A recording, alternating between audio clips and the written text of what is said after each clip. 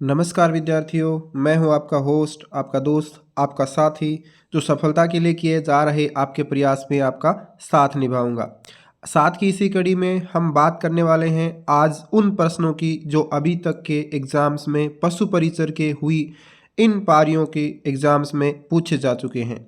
सबसे पहला प्रश्न आपकी स्क्रीन पे उपस्थित है, जिसमें पूछा गया है राजस्थान में अधिकतम वर्षा प्राप्त होती है। कौन सी वर्षा राजस्थान में, मतलब किस मानसून से अधिकतम वर्षा प्राप्त होती है? तो दक्षिण पश्चिम मानसून में राजस्थान में अधिकतम वर्षा प्राप्त होती है।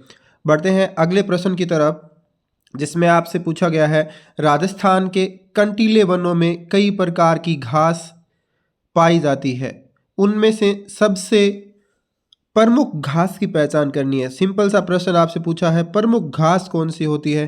तो सेवण घास है, बाकी के घास नहीं है। फोग है, केर है, झार बेर है, ये घास में नहीं आते हैं, सिर्फ घास यहाँ पे सेवण दिया गया है। अगले प्रश्न, राजस्थान का कौन सा राष्ट्रीय उद्यान विश्व विरासत में शामिल किया गया है? तो इसमें आपका आंसर हो जाएगा केवलादेव राष्ट्रीय उद्यान। ये विश्व विरासत में शामिल राजस्थान का राष्ट्रीय उद्यान है। उम्मीद करते हैं आप इन सभी प्रश्नों के उत्तर दे पा रहे होंगे और अच्छी तैयारी के साथ अपनी पारी के पेपर की प्रतीक्षा में होंगे, और जब आप पेपर देंगे तो एक महान योद्धा की तरह आप संघर्ष करके बिल्कुल विजयी होंगे और पशु परिचर परीक्षा में सेलेक्ट होंगे। अगला प्रश्न, निम्नलिखित में से कौन सा राज्य राजस्थान के साथ अपनी सीमा को साझा नहीं करता है? ये महत्व इम्पोर्टेंट प्रश्न मैं कहूँगा, पर एकदम सरल सा प्रश्न कहूँगा। देखिए, यूपी, पंजाब, हरियाणा की सीमा राजस्थान से लगती है, लेकिन महाराष्ट्र की सीमा नहीं लगती है।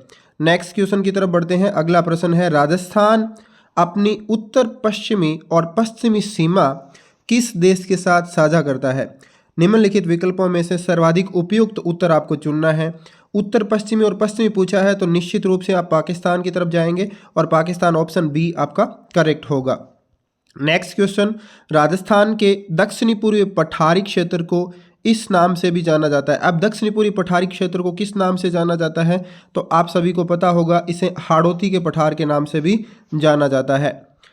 अगले प्रश्न की तरफ बढ़ते हैं। बनास नदी जहाँ से निकलती है वह स्थान क्या कहलाता है? मतलब बनास नदी से जहाँ से निकलती है उस स्थान को क्या कहा जाता है? आपसे प्रश्न पूछा है और इसे कहा जाता है भेरों का मठ, यानी बनास नदी भेरों का मठ से निकलती है। अगला प्रश्न, सितंबर 2024 के अनुसार राजस्थान राज्य कानून मंत्री कौन है? राजस्थान राज्य कानून मंत्री तो सितंबर 2024 के अनुसार जोगाराम पटेल जो है वो राज्य कानून मंत्री है। अगला क्वेश्चन, एनएलसी इंडिया लिमिटेड ने अक्टूबर 2023 में किस राज्य में 180 मेगावाट ग्रिड से जुड़ी सौर फोटोवोल्टिक बिजली परियोजना हासिल की है? और ये भी आपको पता होगा, राजस्थान राज्य के बीकानेर जिले के पूगल में ये परियोजना है, तो आपका आंसर बी सही हो जाएगा। नेक्स्ट प्रश्न की तरफ बढ़ते हैं। संक्रामक रोगों के उदाहरणों में सम्मिलित है। अब देखिए, संक्रामक रोग कौन से होंगे? क्या कैंसर संक्रामक रोग है, हैजा संक्रामक रोग है, गठिया, थायराइड्स और स्वाइन फ्लू? सबसे उपयुक्त आपको चुनना है। देखिए, ऑप्शन नंबर 1 में दिया हुआ है कैंसर, जो कि संक्रामक रोग नहीं है, ठीक है। दूसरा हैजा, तीसरा गठिया, सी में दिया हुआ गठिया भी नहीं है, मतलब हैजा जिसको कोलरा भी कहा जाता है, स्वाइन फ्लू, ये दोनों के दोनों है वो संक्रामक रोग है। तो जिसमें भी बी और डी दिया होगा वो ऑप्शन आपका सही हो जाएगा, मतलब ऑप्शन सी आपका करेक्ट होगा। अगले प्रश्न की तरफ बढ़ते हैं, जिसमें आपसे पूछा है सेबी के अध्यक्ष कौन है? 30 सितंबर 2024 तक का प्रश्न पूछा है, मतलब हाल ही में हो सकता है अगर चेंज हो गया हो तो, लेकिन चेंज नहीं हुआ है। सेबी के अध्यक्ष कौन है? माधवीपुरी बुच। सेबी के अध्यक्ष माधवीपुरी बुच है, याद रखना है, प्रश्न रिपीट भी हो सकता है। आगे पढ़ते हैं। अगला प्रश्न, सरकारी और निजी व्यक्तियों अथवा समुदायों से संबंधित वन और अकृषि भूमि क्या कहलाती है? निम्नलिखित विकल्पों में से सर्वाधिक उपयुक्त को आपको चुनना है।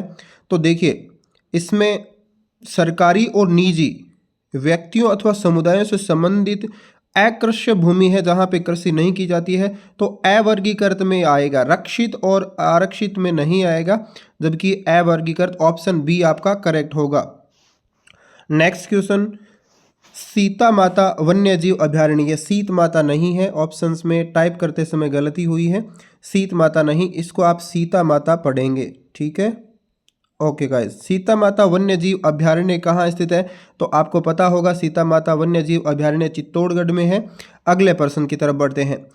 घास खाने वाले पशु तेजी से घास निगल कर इसे शरीर के एक भाग में एकत्र करते जाते हैं, इस भाग को कहते हैं, मतलब इस भाग को क्या कहा जाता है। निम्नलिखित विकल्पों में से सर्वाधिक उपयुक्त उत्तर को आपको चुनना है। एक चीज आपने नोटिस की होगी कि आजकल के पेपर में ये एक ऑप्शन डाला जाता है सर्वाधिक उपयुक्त, मतलब हो सकता है इससे भी उपयुक्त हो कोई और आंसर, बट दिए गए ऑप्शंस में से जो सबसे उपयुक्त होता है वही आपको चुनना होता है, जबकि ये तो एकदम से सही है। इसे रूमेन कहा जाता है, जहाँ पे पशु अब घास को स्टोर करके रखते हैं, मतलब तेजी से घास को निगलते हैं, उसके बाद में उसको स्टोर करके रखते हैं, बाद में उगाली के माध्यम से जुगाली के माध्यम से उसको पचाते हैं, तो रूमेन उसको कहा जाता है।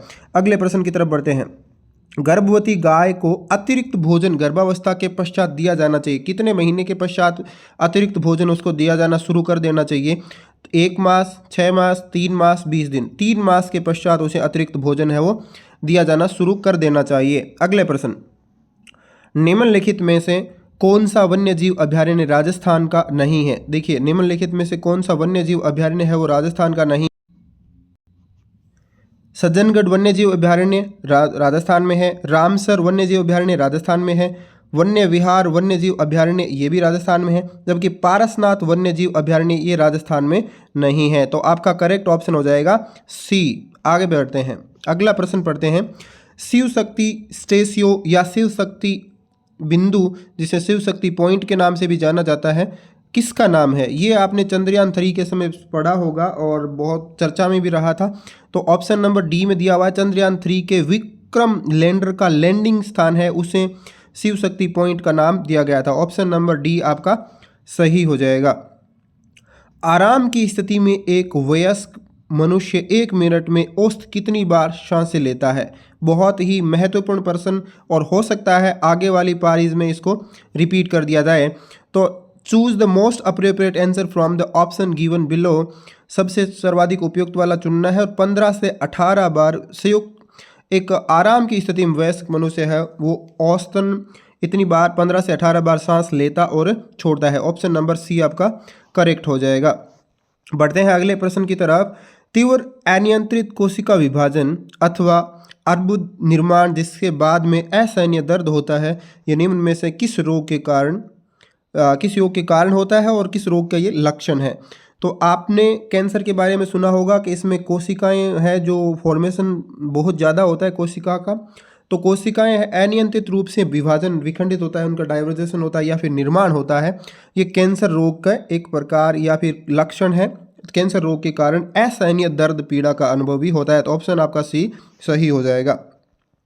ठीक है गाइज, ये थे आपके कुछ महत्वपूर्ण प्रश्नों की संख्या। अगर आप हमारे चैनल पर नए हैं तो चैनल को जरूर सब्सक्राइब करें, और इसी प्रकार के अन्य सीरीज के प्रश्न उत्तर देखने के लिए हमारे चैनल को जरूर आप फॉलो करें। आप हमें इंस्टाग्राम पर भी फॉलो कर सकते हैं। धन्यवाद दोस्तों।